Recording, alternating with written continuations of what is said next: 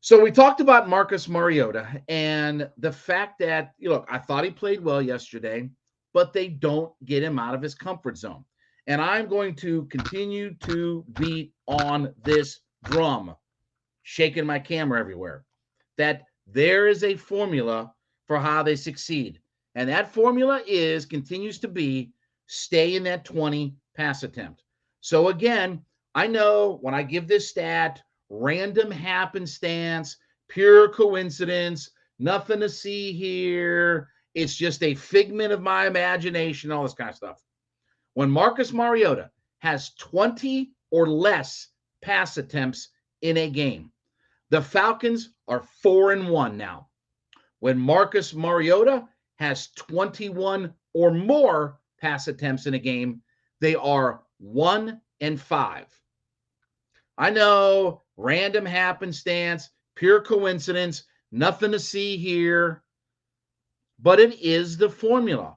And that doesn't mean that Mariota can't make a play to help you out. That doesn't mean that Mariota can't do some things to help you win a game. But the more that you expand his role and the more that you ask him to do is where you get in trouble. That's why when I watch these games, I keep the box score up with me. As I'm watching the game and I'm checking it all out, all this kind of stuff, I keep the box score up. And I watch and I look at that. You know, like how in the Jerry Lewis telethon, they get the tote board updates every so often, right? I watch that pass. I watch that attempts number. I look at Mariota and I look at the attempts number. You know, when I look at ESPN.com, you know, it's got the box score and it says on there C/ATT. Now, that's not a digital phone service.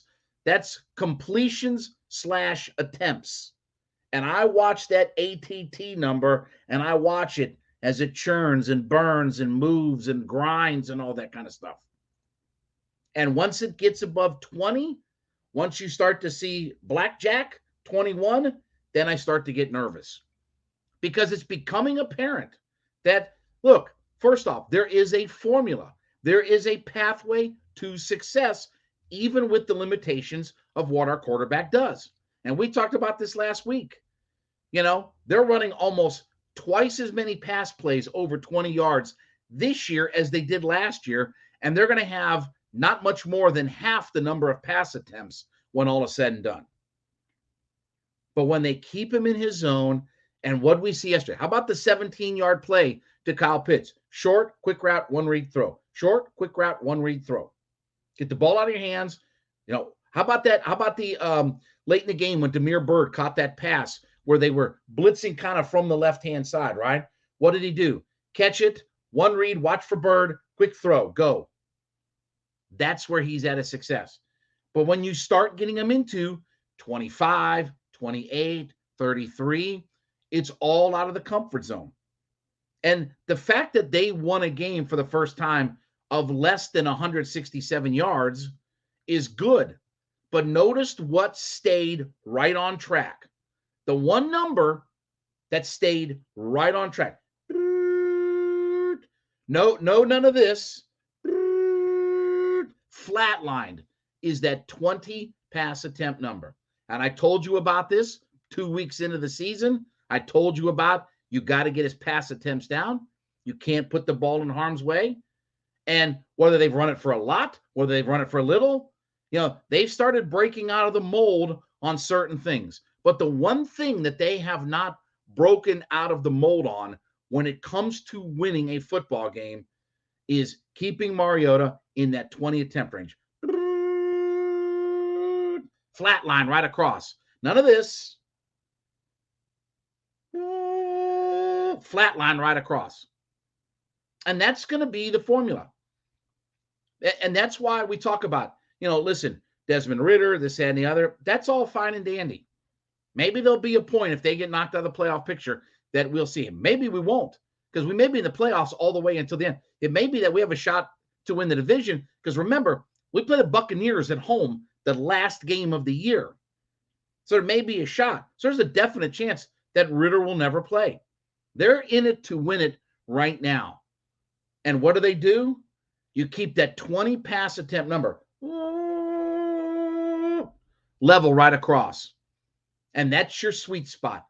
I don't know how much more ways I can describe it to you to make you understand that this is where they have to live.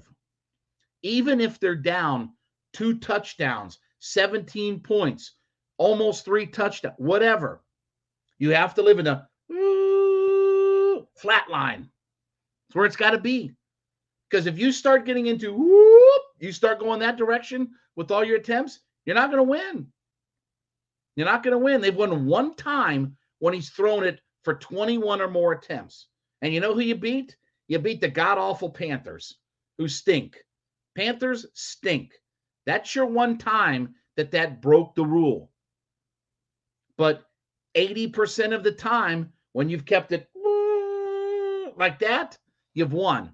And by the way, the one loss was the blowout game in Cincinnati, where it wouldn't have mattered if he threw it 5 times or 50 times. They were never going to beat the Bengals on that Sunday. So look, I've said at this point, I'm okay with the idea of playing Mariota the rest of the season, and we're going to see what happens with it, okay? I'm not talking about the future. The future's today. They're not thinking past this week against Washington. They are the ultimate 1 week at a time team. And with that, you have to do the things that put you in the best position to win. And it's keeping your quarterback flatlined and keeping him from getting too far out of what the comfort zone is. It's a pathway for success. Give Arthur Smith credit that he's finding a way to win with a guy that has his deficiencies because he keeps him flatline like that. All right, I want to remind you, you make Hittin' Hard with Jon Chuckery your first listen every day. Make Locked On Sports Today your second listen. The biggest stories of the day, instant reactions, big game recaps, and the take of the day. They are available on YouTube, Odyssey, wherever you get your favorite podcast platforms. Check them out today, Locked On Sports Today.